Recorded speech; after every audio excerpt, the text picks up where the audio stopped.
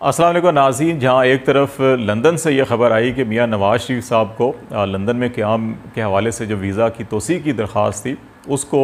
बरतानवी home department ने मुस्तरद कर दिया है और उनको वीज़ा एक्सटेंशन नहीं दी जा रही। इस फ़ैसले के ख़िलाफ़ मियाँ साहब ने लंदन में अपील भी दायर कर दी है और ये अपील होम डिपार्टमेंट में ही दायर की गई है। और अगर दोबारा जो है इस अपील को मुस्तरद किया जाता है तो फिर उनके पास ये ऑप्शन होगा कि वो लंदन की जो मकामी अदालत है वहाँ पर ये रजू कर सकते हैं और कोर्ट में अपील दायर कर सकते हैं। और अपील अगर वहाँ से भी मुस्तरद होती है तो फिर मियाँ साहब को ये सोचना होगा कि वो लंदन में सियासी पनाह लेते हैं या फिर वो किसी दूसरे मुल्क में जाने की तैयारी करते हैं, लेकिन उसके लिए उनको जो सफरी दस्तावेज़ात हैं, पासपोर्ट हैं, वो वैलिड होना चाहिए, जो कि वैलिड नहीं है। 16 फरवरी को वो ख़त्म हो चुका है और उसके बाद से अभी तक उनको उसकी तजदीद जो है वो नहीं करवाएगी। और हुकूमत पाकिस्तान ने कहा है कि अगर मियाँ नवाज़ शरीफ साहब वतन वापस आना चाहते हैं तो फिर वो पाकिस्तान का जो सिफारत खाना है लंदन में, हाई कमीशन, वहाँ पे तशरीफ़ लाएँ तो उनको सफरी दस्तावेज़ात फराम की जा सकती हैं। अदरवाइज़ उनकी जो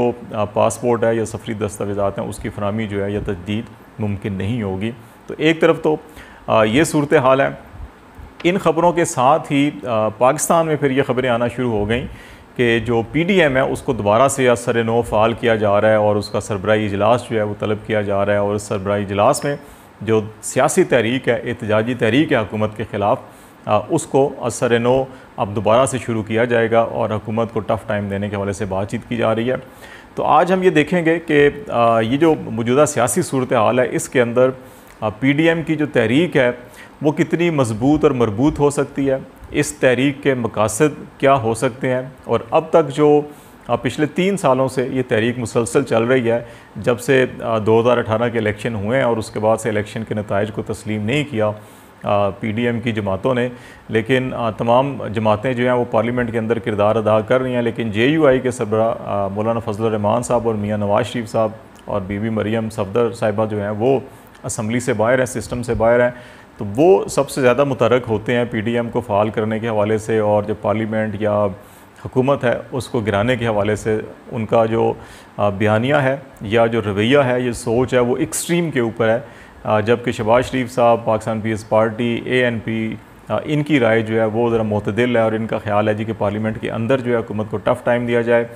जलसे जुलूस भी ज़रूर किए जाएँ, आवाम के अंदर अवेयरनेस पैदा किए जाए महंगाई के हवाले से, इक़्तिसादी पॉलिसियों के हवाले से, बैड गवर्नेंस के हवाले से, या जो भी इश्यूज़ होते हैं या हो सकते हैं उनके ऊपर जो है कि वो अवामी आगाही मुहिम जो है, राब्ता मुहिम, वो ज़रूर जारी रखनी चाहिए। तो ये अब देखना होगा कि इस तहरीक के मकासद क्या है, इस तहरीक का जो हिकमत अमली या लाएअमल होगा या अनासर हैं इस तहरीक के वो क्या होंगे, इस तहरीक के जो शुरका हैं वो कौन कौन से होंगे, ये भी एक बड़ा सवाल है। क्योंकि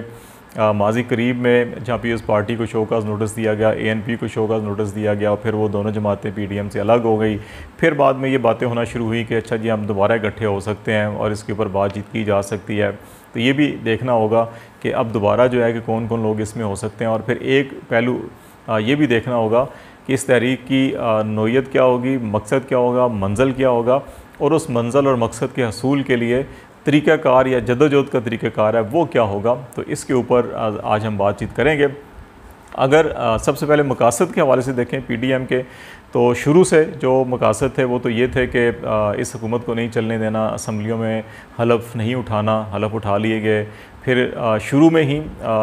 जो है कि इस हुकूमत को गिराने के हवाले से जो है कि वो लाएअमल इख्तियार किया गया, एक्सट्रीम स्टेप लिया गया। और स्टार्ट ही इस तहरीक का जो है वो लॉन्ग मार्च से, आज़ादी मार्च और लॉन्ग मार्च से किया गया, जिसके कुछ मुस्बत नताइज मुरतब नहीं हुए।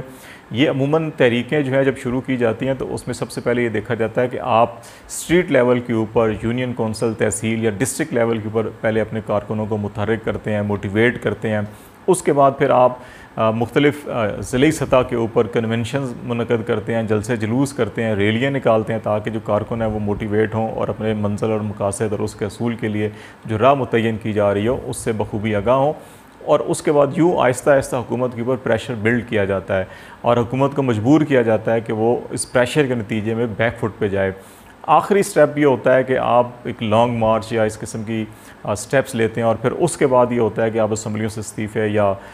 ये जो एक्सट्रीम स्टेप है। लेकिन बदकिस्मती से इस तहरीक का आगाज़ ही जो है वो इस्तीफ़ों से बात की गई, फिर इस्तीफ़ों से विड्रॉ किया गया, फिर लॉन्ग मार्च पे आए, फिर लॉन्ग मार्च भी बेसूद रहा, उसके बाद फिर जलसे जुलूस और फिर उसके बाद अवामी राब्ता जो सबसे पहले होना चाहिए था वो इस तहरीक में सबसे आखिर में किया गया। तो अब ये देखना होगा कि अब जो सरबराही इजलास तलब किया जा रहा है कोई इसके अंदर फिर दोबारा से अगर ये तहरीक शुरू की जा रही है तो इसके अंदर लाएमल क्या होगा, मकासद क्या होंगे, अभी तक ये क्लियर नहीं है।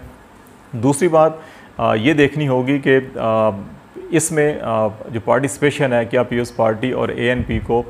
इसमें दोबारा दावत दी जाएगी, शामिल किया जाएगा या नहीं किया जाएगा। और अगर ये दोनों जमातें नहीं होती और फिर नून लीग के अंदर भी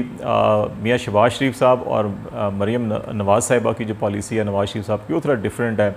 शहबाज शरीफ साहब जो है वो हुकूमत को बातचीत के लिए अपनी रजामंदी ज़ाहिर कर रहे हैं और कह रहे हैं जी कि वो इंतखाबी इस्लाहात और बाकी इश्यूज़ के ऊपर जो है बातचीत करने के लिए तैयार हैं। लेकिन जो PDM की तहरीक है वो बातचीत के लिए नहीं है, वो तो हुकूमत गिराने के लिए, हुकूमत को टफ़ टाइम देने के लिए और जो असम्बलियाँ जो हैं वो खाली कराने के लिए और नए इंतखाबात के लिए शुरू से पहले दिन से ही उनका ये मौक़िफ़ है कि हमारी तहरीक ये है। तो क्या शहबाज शरीफ साहब नुमाइंदगी करेंगे PDM के अंदर और क्या शहबाज शरीफ साहब का बयानिया PDM के अंदर पेश किया जाएगा या फिर मरीम नवाज़ साहिबा का और नवाज़ शरीफ साहब का बयानिया पेश किया जाएगा? क्योंकि मरीम साहिबा जो है कि अभी इलेक्शन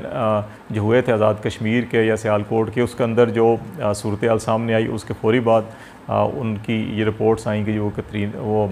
उनको कोरोना हो गया और करंतना में चली गई हैं। तो अभी ये देखना होगा कि वो सेहतयाब होती हैं तो दोबारा फिर इसी तरह से फ़ाल और इसी तरह से ये एग्रेसिव बयानियाँ लेकर आती हैं, या जिस तरह से कहा जा रहा है कि शहबाज शरीफ साहब कोई दरमियानी रास्ता निकालने की कोशिश कर रहे हैं और जिस तरह से माजी में मियाँ नवाज़ शरीफ साहब के लिए एक दरमियानी रास्ता निकाला गया था और एक कंप्रोमाइज़ करके उनको सऊदी अरब भेजा गया था। तो अब जब नवाज़ शरीफ साहब दोबारा बज़ाहिर मुश्किल में नज़र आ रहे हैं कि उनकी जो वीज़ा एक्सटेंशन की दरख्वास्त है वो मुस्तरद की जा रही है और अल्टीमेटली अब उनको या तो वतन वापस आना होगा, और दूसरी तरफ एतजाज़ अहसन साहब जैसे सियासतदान जो हैं कि वो ये कह रहे हैं कि जी इंडिया उनको ऑफ़र कर सकता है या वो इंडिया जा सकते हैं सियासी पनाह के लिए। मेरा ख्याल है कि नवाज़ शरीफ साहब इतने भी बेवकूफ़ नहीं हैं कि वो इस किस्म का स्टेप उठाएँ और इस सूरत हाल के अंदर अगर वो इंडिया जाते हैं या अपना लेते हैं तो फिर उनका सियासी कैरियर जो है वो अपने पाँव पर कुल्हाड़ी मारने के मुतरादिफ होगा, या ये कह लें कि वो मुस्लिम लीग नून की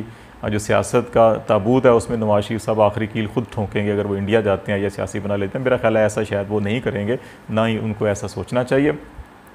एतजाज़ हसन साहब सियासतदान है, वो इस किस्म की बयानबाजी करते रहते हैं और वो कभी कभी जो है वो सियासी चुटकुले भी छोड़ते हैं, और जब वो मियाँ नवाज़ शरीफ साहब वज़ीर-ए-आज़म थे उस वक्त वो पार्लियामेंट के अंदर भी ऐसे सियासी चुटकुले छोड़ते रहते थे। तो मेरा ख्याल है इस चीज़ को संजीदा नहीं लेना चाहिए। देखना ये होगा कि PDM के अंदर जो इत्तेहाद है वो कितना मजबूत है, बयानिया जो है क्या उसके ऊपर इत्तफ़ाक़ राय होता है और फिर उस बयानिया के ऊपर तमाम सियासी जमातें यकसू होकर चलती हैं, या अगेन उसी तरह जैसे माजी में हुआ था कि हर किसी का अपना अपना बयानिया था और बम्बरे मजबूरी एक प्लेटफार्म को लेकर चल रहे थे कि हुकूमत को ताकि ये तासुर दिया जा सके कि हम तमाम अपोजिशन की जमातें इकट्ठी हैं। तो इसको भी देखना होगा कि ये क्या है। अगर ये मजबूत नहीं होता, बयानिया एक नहीं होता, तो फिर भी शायद ये PDM की तहरीक इतनी फ़ाल नहीं होगी। एक सवाल ये पैदा होता है कि क्या ये तहरीक जो है कि ये जानते बूझते हुए भी कि इसके तमाम जो स्टेप्स हैं वो इस्तेमाल कर लिए गए हैं, जलसे जुलूस भी हो गए, रैलियाँ भी होगी, अवेयरनेस कैंपेन भी होगी, आज़ादी मार्च भी हो गया, इस्तीफ़ों की धमकियाँ हुई, इस्तीफ़े नहीं भी हुए, यहाँ तक कि PDM टूट गया। लेकिन क्योंकि पाकिस्तान पीपल्स पार्टी सिंध में हुकूमत है, कौन ऐसी अपनी हुकूमत छोड़ के जो इस्तीफ़े दे के सड़कों पर आने के लिए तैयार होगा। इसलिए अभी एक ख्याल ये भी है कि ये सिर्फ़ क्योंकि 3 साल हुकूमत को हो चुके हैं, 2 साल बाकी रह गए हैं, ये जो एक साल है ये साल है हुकूमत का जहाँ पे वो कुछ ना कुछ अपनी सर्विस डिलीवरी के ऊपर फोकस करेगी, और फिर अगला साल जो है डेफिनेटली पूरा साल समझ लें इंतखाबी कैंपेन का होगा और उसके अंदर जितने हुकूमत इकदाम करेगी, डेवलपमेंट पैकेज या इस किस्म की चीज़ें लाई जाएंगी अभी इन दोनों सालों के अंदर, ताकि जब अगला इलेक्शन हो तो उसमें हुकूमत जो है कि किसी वाज़े जो है कि लाएमल के साथ जा सके जी हमने ये काम कर लिए, ये अभी हमें आगे करने हैं और हमें उसके लिए इतना मैंडेट चाहिए। तो ये 2 साल तो वैसे भी इलेक्शन की तैयारियों के और कैंपेन के होंगे। तो क्या PDM भी जो है कि वो अपनी इंतखाबी मुहिम की तैयारी के सिलसिले में तमाम सरबराह इजलास को बुला रहे हैं, और क्या अगला जो इंतखाबात होंगे उसके अंदर जो PDM वो इंतखाबी इत्तेहाद बन सकता है? एक सवाल ये भी बड़ा अहम है क्योंकि अभी इन तमाम सियासी जमातों को ये नज़र आ रहा है कि जिस किस्म की इंतखाबी इस्लाहात लाई जा रही हैं या जिस किस्म की बातें की जा रही हैं, तो ये भी मुमकिन हो सकता है कि तमाम सियासी जमातें मिलकर कोई एक ऐसा इत्तेहाद बनाएं ताकि हुकूमत को टफ़ टाइम दिया जा सके, और जो वोट डिस्ट्रीब्यूट हो जाता है, तकसीम हो जाता है मुख्तलिफ़ जमातों का, तो उसका फ़ायदा जो है कि एक तीसरी जमात उठा लेती है। तो शायद क्या ये जो PDM है उस तरफ इंतखाबी इत्तेहाद की तरफ बढ़ेगा, या सिर्फ जो है कि अपने कारकुनों को जो लहू गर्म रखने का है एक बहाना की तर्ज के ऊपर बस ये एक्टिविटी करते रहेंगे ताकि ये साल भी ऐसे गुजर जाए, फिर अगला साल इंतखाबी तैयारियों और इंतखाबी मुहिम और इंतखाबी मैंडेट के हवाले से आगे लेके जाया जा सके। तो मेरा ख्याल है कि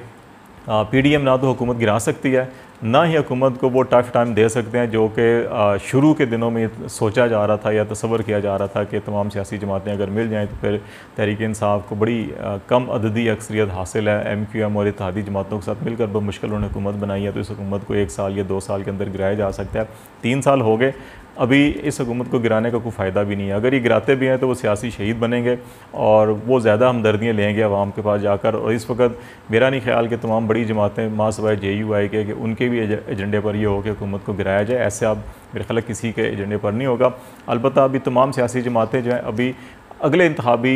जो सरगर्मियाँ हैं उसके लिए अपने आप को, अपने कारकुनों को मुतहरिक कर रहे हैं, उसी सिलसिले में एक्टिविटी जनरेट कर रहे हैं। और मेरा ख्याल है कि किसी सतह के ऊपर ये तजवीज़ भी ज़ेर गौर आ सकती है कि PDM को सियासी इंतखाब की शक्ल दी जा सके, इसमें जो मजहबी जमातें हैं उनको शामिल किया जाए, जो सियासी हमख्याल जमातें हैं उनको शामिल किया जाए, ताकि वो वोट तकसीम ना हो और वो कंसोलिडेटेड वोट एक इंतखाबी निशान को पड़े, जाके एक इत्तेहाद को पड़े, और वो एक रीज़नेबल सीट लेकर आएँ। और शायद वो हुकूमत छोटे सूबों में या मरकज़ में भी अगर वो तमाम मिल जाते हैं तो फिर PTI को शिकस्त दे के मरकज़ में हुकूमत हासिल की जा सकती है। इस किस्म की कोशिशें तो इसमें हो सकती हैं। मौजूदा हुकूमत के लिए जो है कि ये PDM अभी एक मुर्दा घोड़ा है, इसके अंदर ना जान डाली जा सकती है, ना कोई बात की जा सकती है। अलबत्ता अगले इलेक्शन की तैयारी के हवाले से जो है कि PDM को मुतहरिक किया जा सकता है। अब ये देखना होगा कि माजी में MMA बना था, उसमें सिर्फ मजहबी जमातें थी, इस्लामी जमहूरी इत्तेहाद बना था, उसने भी इलेक्शन जीते थे। तो क्या PDM जो है कि इंतखाबी इत्तेहाद बन सकता है या नहीं बन सकता, और फिर PTI को ये सारे मिलकर शिकस्त देना चाहेंगे या फिर अपने अपने इंतखाबी निशान पर अलग अलग से इलेक्शन लड़ेंगे। तो ये अभी जब नई PDM की तहरीक शुरू होगी, इजलास होगा, तो उसी के बाद ये वाज़ेह हो सकेगा कि PDM क्या रुख इख्तियार कर सकती है।